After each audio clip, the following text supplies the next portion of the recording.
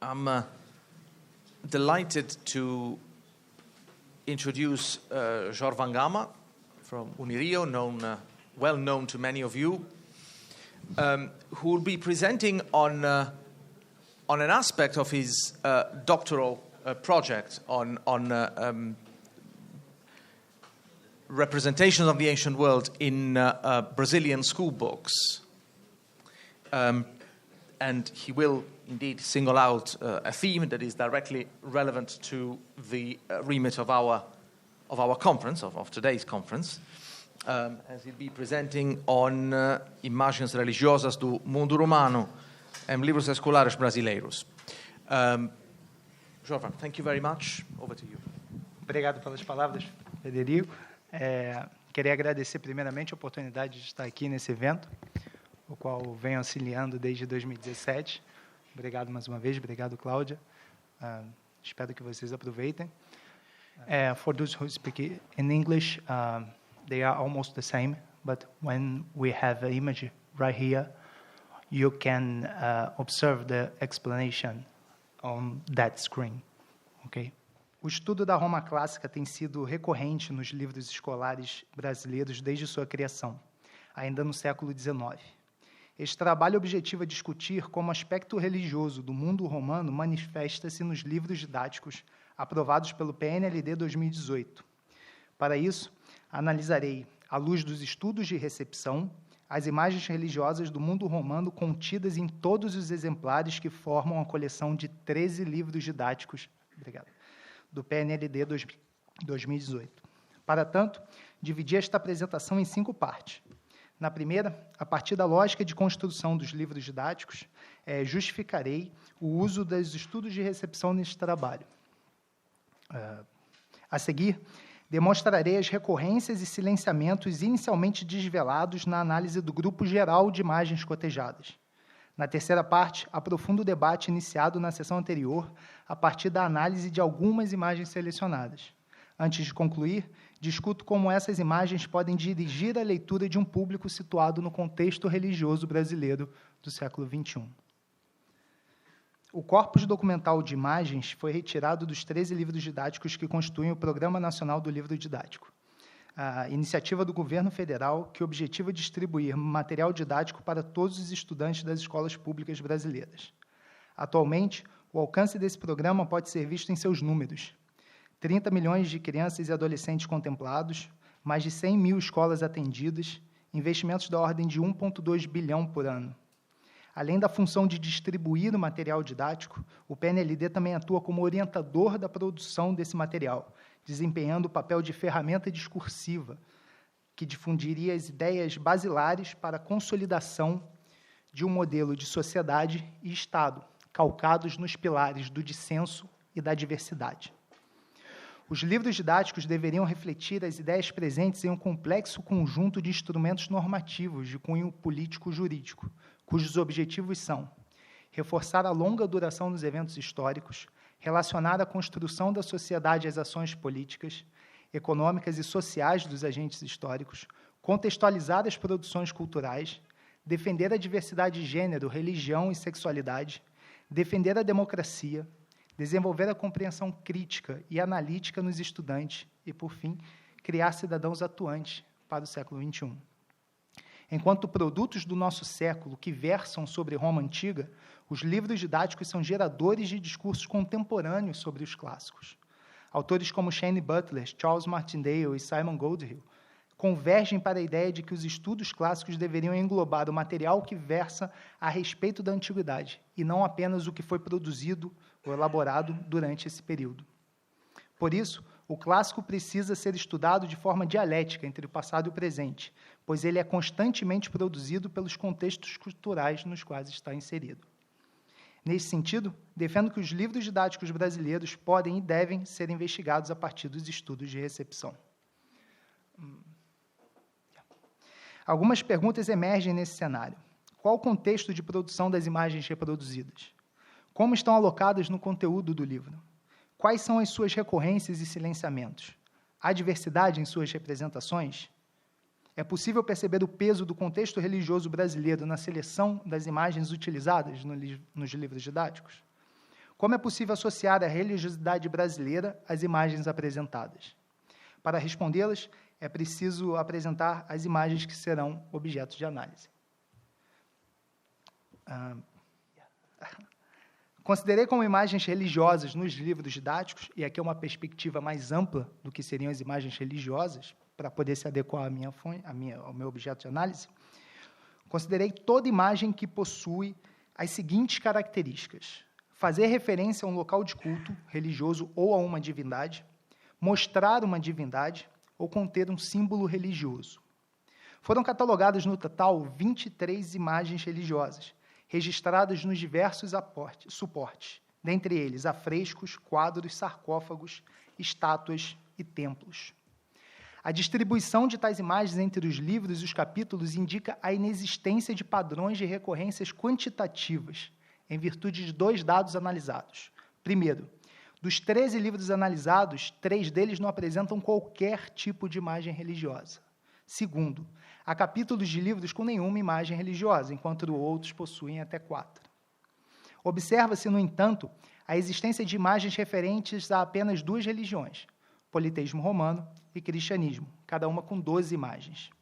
Ressalto que o Panteão é apresentado como um templo politeísta romano, que depois foi transformado em cristão. Por isso, apesar de aparecer apenas uma vez, ele foi contabilizado como uma imagem de religiosidade romana e cristã. Dividi as imagens politeístas romanas e cristãs em 2 outros grupos, as que apresentam divindades e as que não apresentam. Nas imagens politeístas romanas, há 4 imagens que não mostram qualquer divindade, pois refere-se a um larário, ao panteão, a um ritual em homenagem a Marte e a uma sacerdotisa. As demais 7 imagens exibem Vênus de Milo, Afrodite, 2 vezes, Cupido, junto de Psique e junto de Augusto, Justitia, Minerva e Atena.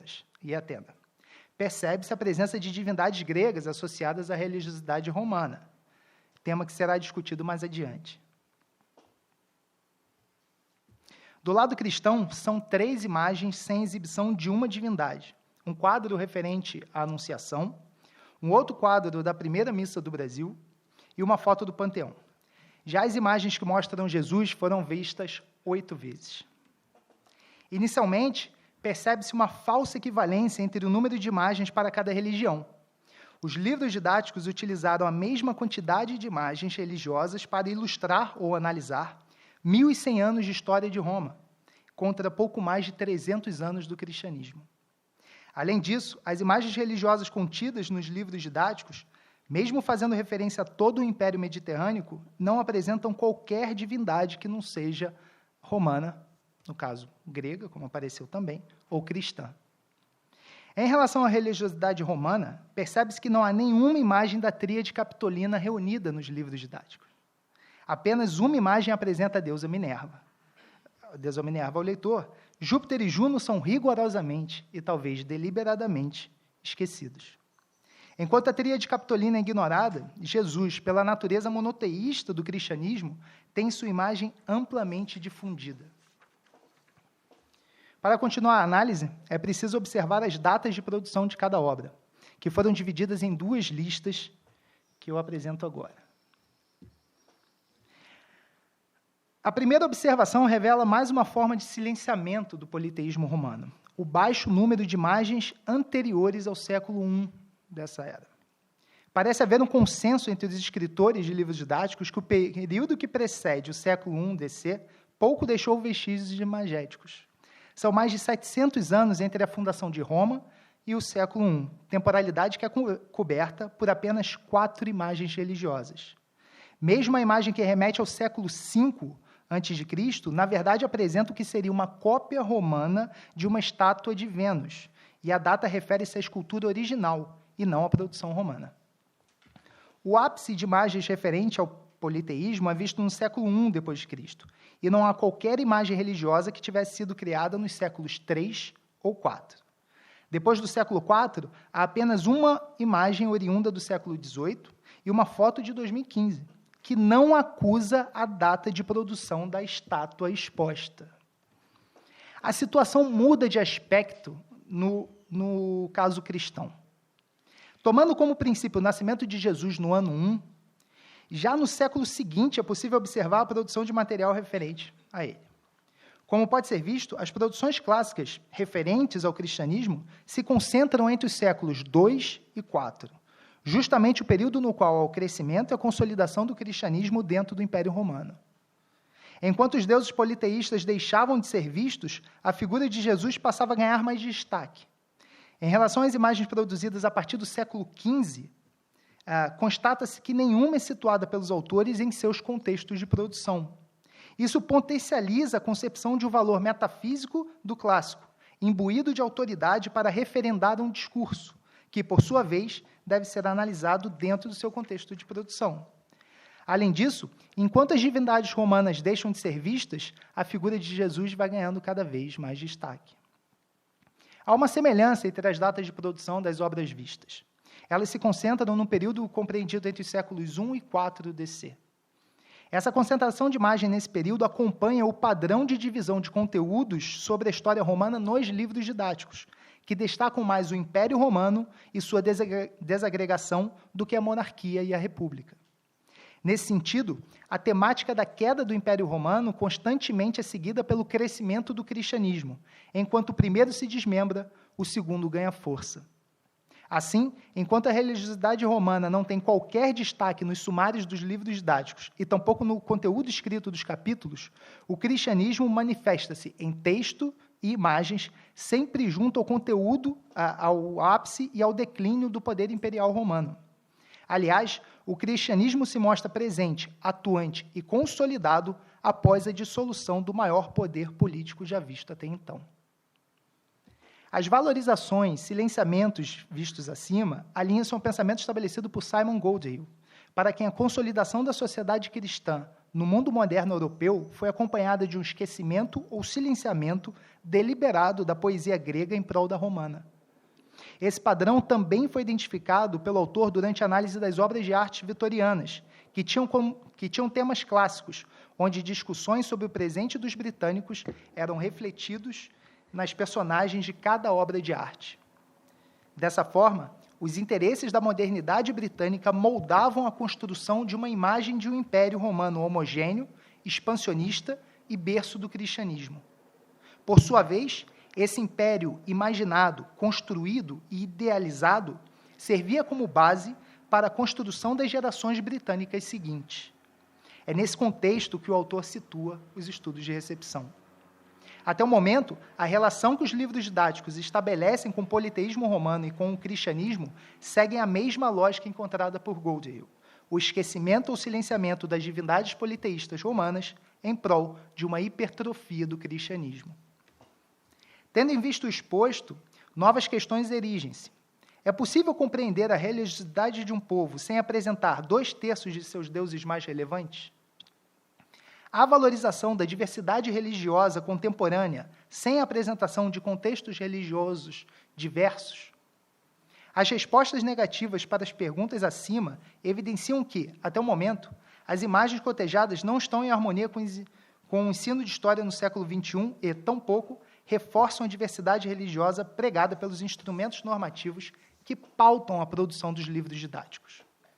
A análise das imagens em si poderá apontar se essa tendência é confirmada, tarefa a qual eu dedico-me a partir desse momento. Nesta sessão, analisarei as imagens dentro das páginas nas quais estão inseridas, segundo a ideia de que uma imagem só pode ser entendida caso analisada junto dos outros signos que a compõem, como legendas e inscrições. Busco, assim, compreender como ela complementa, contradiz ou reforça as ideias presentes no conteúdo analisado. Inicio as análises com uma imagem romana. Em primeiro lugar, nota-se uma característica recorrente às gerações nos livros didáticos, a associação quase de subjugação do politeísmo romano ao grego.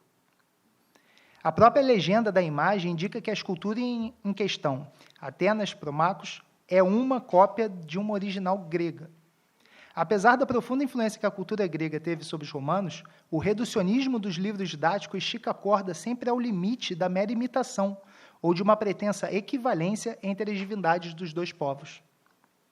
Para os autores, a imagem exemplifica, abre aspas, como os romanos passaram a venerar os deuses gregos, fecha aspas, conforme pode ser lido no texto que acompanha a imagem. A Atena em destaque está alocada em uma seção chamada Cultura Greco-Romana, que, por sua vez, não tem nenhuma relação com a seção anterior, período republicano, ou com a posterior, declínio da República. A religião romana, além de ser vista como uma cópia da grega, parece estar sempre à margem dos acontecimentos políticos que movem a história de Roma.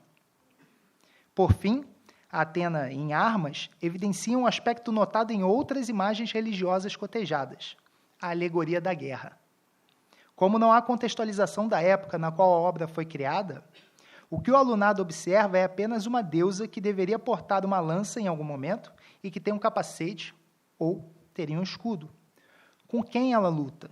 Por quem ela luta? Não há qualquer indicativo de resposta nos textos que acompanham essa imagem. Vejamos outra.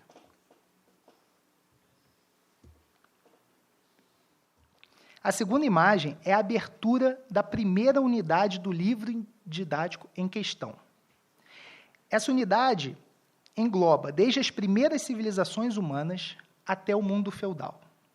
Nela, Vênus de Milo, ou Afrodite, aparece no canto, pálida, obviamente sem braços, desnuda e em sua pose, indefesa e inofensiva, quase que como se estivesse observando os colegas de página.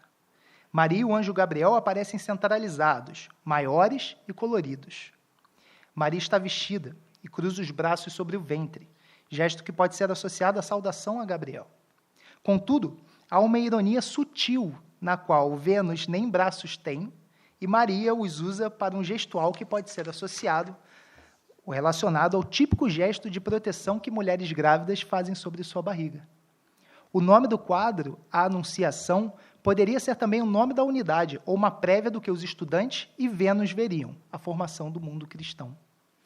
O caminho a ser percorrido entre a antiguidade clássica politeísta e o mundo feudal cristão é apresentado imageticamente logo na abertura da unidade. Em outro livro didático, observa-se um movimento semelhante. O mundo romano tem início com a imagem em destaque. Cupido e Psique seriam a representação do amor perfeito, romântico, e que estabeleceu as normas de romance que permanecem no mundo contemporâneo. Trata-se de uma idealização do passado clássico que permaneceria ao longo do tempo e forjaria um valor típico do mundo contemporâneo. Tudo isso com base em uma escultura criada em um contexto que não pertenceu a nenhum desses dois mundos. Ao não se discutir o contexto de produção e o público para o qual a obra foi criada, perde-se o sentido da imagem e cria-se um significado imutável e perene dos clássicos ao longo do tempo. Embora reafirme que Cupido e Psique formam o casal ideal do mundo contemporâneo, o autor do livro didático indica uma fonte literária clássica, Ovídio, que apresentaria formas de amar distintas da ortodoxia romântica que é celebrada pelo mundo contemporâneo. É nessas diferentes formas de amar que há a única menção à religião romana ou a qualquer de suas divindades em um capítulo inteiramente dedicado à história de Roma.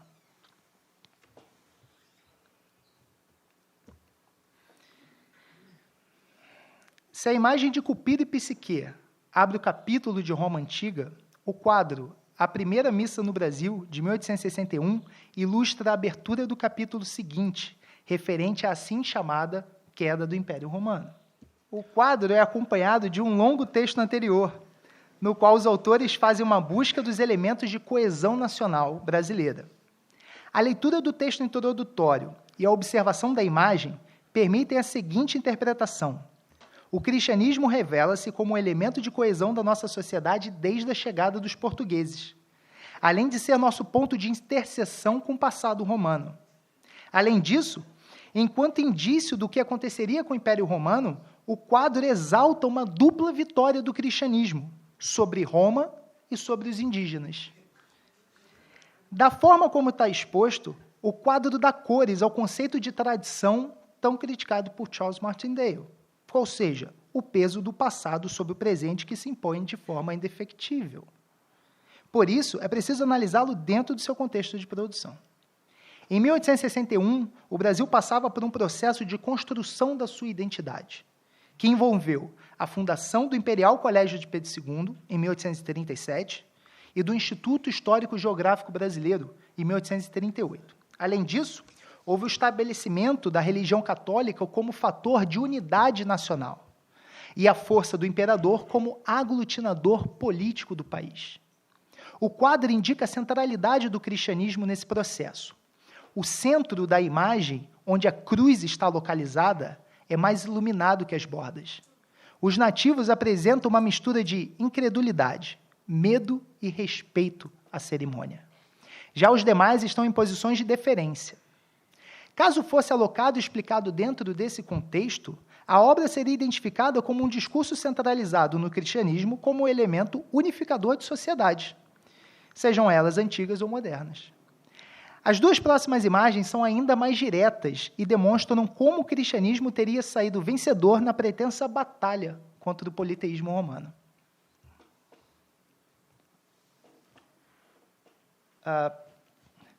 Produzido no século XIX, o quadro O Triunfo da Fé, Mártires Cristãos no Tempo de Nero, de Eugène Trion, acho que ele é francês, se não estiver enganado, segue um padrão do autor, abordar uma temática cristã no contexto clássico. A obra encaixa-se na lógica da batalha. Passado o período pagão, palavra utilizada 2 vezes no texto que antecede a imagem, os cristãos saem vitoriosos das batalhas em uma arena romana. O quadro localiza-se embaixo dos seguintes títulos: Perseguição aos cristãos e Conquista da liberdade religiosa.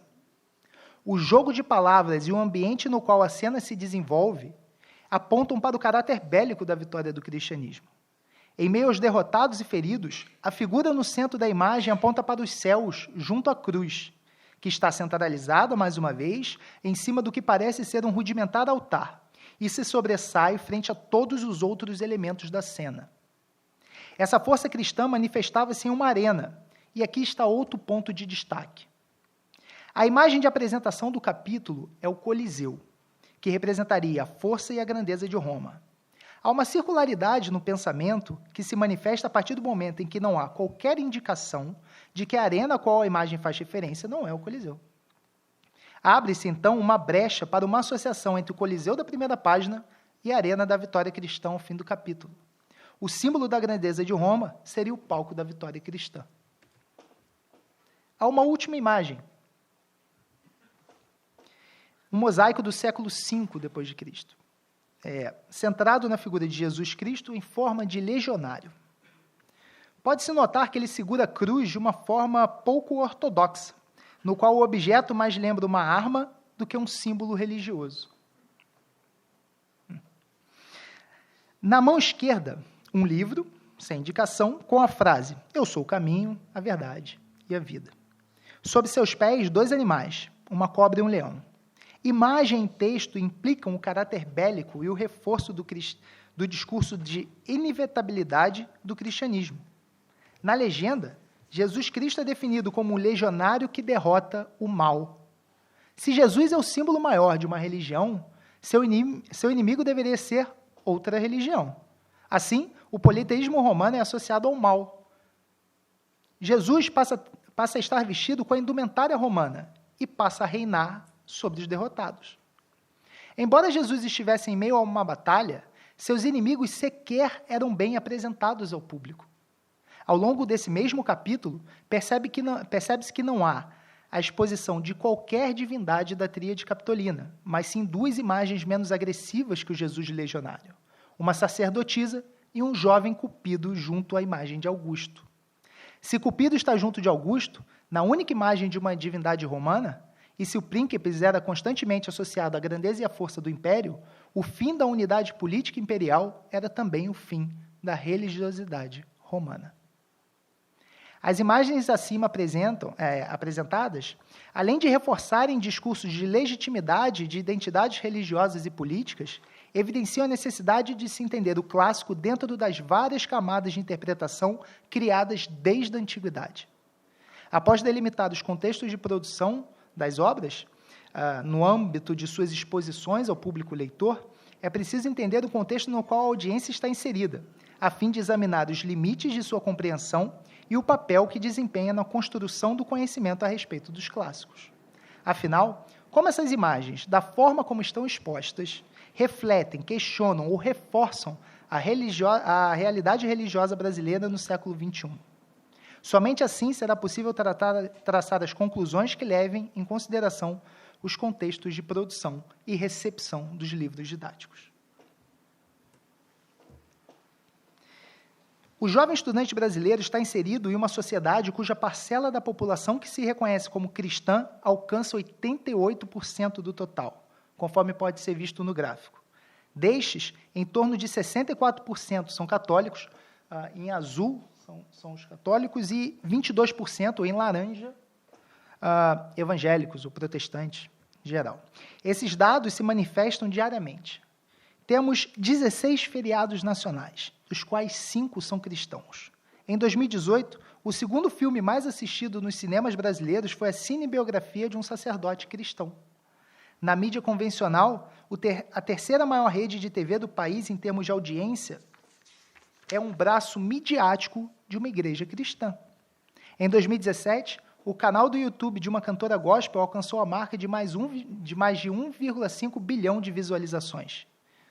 Em 2018, novamente, o então candidato à presidência da República, Jair Bolsonaro, estabeleceu como lema de sua campanha: Brasil acima de tudo, Deus acima de todos. Na semana passada, o já presidente Jair Bolsonaro afirmou que indicará um ministro terrivelmente cristão, entre aspas, ao STF.